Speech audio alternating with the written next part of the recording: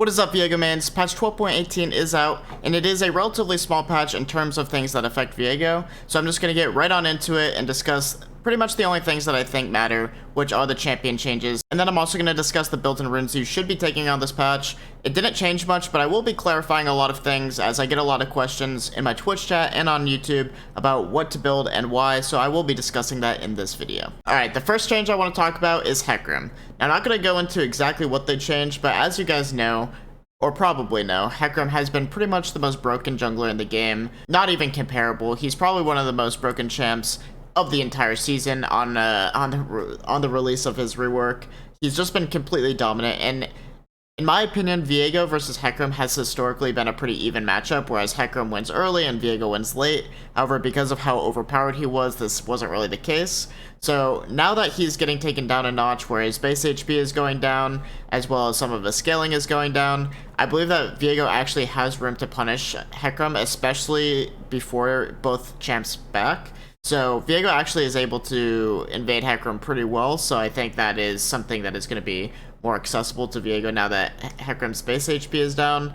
And Viego, I believe, outscales Hecarim, especially because you can buy more tailored items to defeating a bruiser. So I think Viego will actually be able to match up against Hecarim pretty well. As far as I know, Hecarim right now on this patch actually has like a 46% win rate. These nerfs hit him really hard. So this is good. This is one less nightmare to deal with. Kayn, as you guys might be aware, I have a very love-hate relationship with Kayn. I have abandoned Viego once in the past to main Kayn, but I have gone back to being a Kayn hater. I find Kayn to be incredibly infuriating and frustrating to play against. Obviously, most people who don't main Kayn understand my hatred for him, because you probably have the same. Kayn is very frustrating because he just farms incredibly fast, and it's really hard to deal with him because his E allows him to get to places that most junglers are unable to.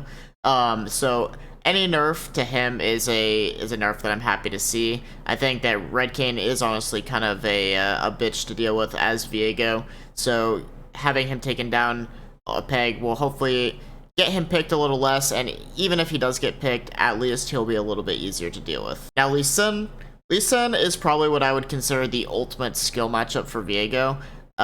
You're pretty much never going to have a problem with Lee Sin unless you're like Diamond Plus, where the Lee Sin is actually skilled enough to do the things that makes Lee Sin strong. But even at high levels, Viego can still deal with Lee Sin. Viego, of course, outscales Lee Sin, but loses to him early. However, under certain circumstances, Viego can actually beat Lee Sin early, especially if you get a good counter gank. I actually love Lee Sin being in the meta, especially as Viego, mostly because, one, I like playing him, and as Viego, you get to play the champions that you play against, if you kill them. And I also just think that this matchup is a great expression of skill as a jungler, so I'm perfectly okay with seeing Lee Sin come back in the meta. Lee Sin's been super weak for a long time, so I'm happy to see him. I don't know if I'm alone in that opinion, but that is my opinion, so I'm excited for this. I don't think it'll necessarily bring Lee Sin back into the meta, but Lee Sin players are always looking for an excuse to play him, so this is hopefully a good reason. Alright, moving on to the item builds for patch 12.18. Now, if you'll notice from my last video, nothing actually changed in terms of what you want to build. It really comes down to whether you build Kraken Slayer or Frostfire Gauntlet. Now, I do understand that last video, and in general, I haven't really properly explained in a video why you would go Kraken Slayer or Frostfire Gauntlet, and what happened to Sunfire Cape and what happened to Divine Sunder. So I'm just going to talk about that right now so that you all are on the same page with what to build and why. I pretty much believe that Kraken Slayer and Frostfire Gauntlet are the only two viable mythics right now. You may hear some other opinions, but in my opinion, those are the only two viable mythics, and win rates back that up. So first, I'll talk about Kraken Slayer and why you would build Kraken Slayer. Kraken Slayer Bork is the highest two item power spike that you can get in the game in terms of damage. If you go the Kraken Slayer angle, you're basically playing into the full carry position. I go Kraken Slayer when I'm snowballing super hard early.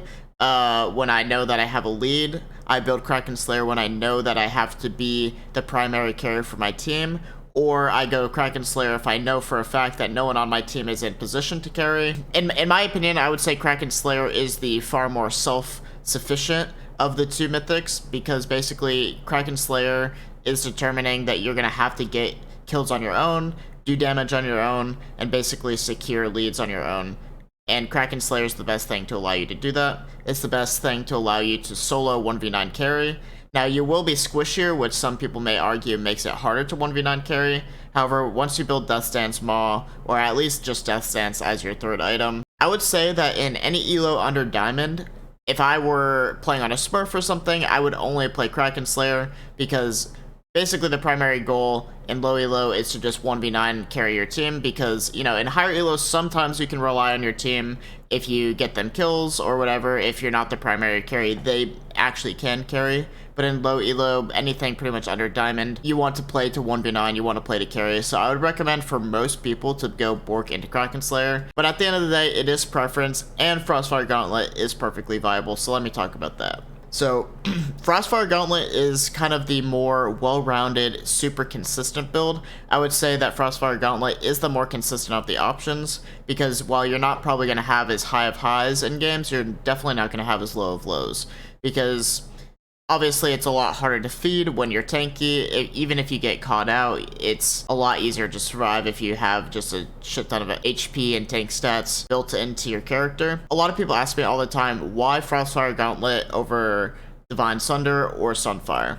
Well, first, over Divine Sunder, if you will take a look at it, it is 500 gold cheaper. Now, 500 gold is a ton of gold. Frostfire Gauntlet is just way more gold efficient than Divine Sunder, and the fact that it's 500 gold cheaper and allows you to get a power spike way faster is honestly extraordinarily valuable. Frostfire Gauntlet gives you a lot more tanky stats than Divine Sunder does, as well as does comparable damage. Obviously, Divine Sunder will do more damage, but you'd be surprised at how much value you actually get out of Frostfire Gauntlet. Frostfire Gauntlet also has utility in the fact that it slows, it's got Bomb Cinder, it's got the Immolate passive, which allows you to clear jungle faster. So honestly, there is a ton of value in this item, as well as the Mythic passive being extraordinarily valuable, giving you 100 HP per item. Now, the one other thing that I will talk about is why Frostfire over Sunfire. So it's very simple. A lot of people ask me all the time, every champion in the game is building Sunfire, so why does Viego take Frostfire over Sunfire? Sunfire is an item that builds up stacks to do damage, so after a certain amount of time passes in combat, the Immolate stacks will be at their peak and will do increased damage. However, unfortunately, when Viego takes a possession, he loses these stacks. So, while a lot of champions are able to get full value out of Sunfire over the course of a fight, every time Viego takes a possession, he loses those stacks and has to build them up again. So Viego just doesn't get full value out of Sunfire, on top of the fact that Frostfire is just 400 gold cheaper for very similar value. Because of that reason, Sunfire is just not the option that you're going to want to take on Viego. I hope that better explains the item builds that you're going to want to go and why you go each item build. So thank you guys for watching. Much love. I hope you continue enjoying Viego. We've got a lot more people on the YouTube channel, Twitch stream, and TikTok that are enjoying Viego and have started playing Viego because of me, and it's a great honor that I could share this champion with all of you. So thank you for watching. If you enjoyed this video or just Viego content in general, make sure to subscribe to the channel, and until next time, have a good day.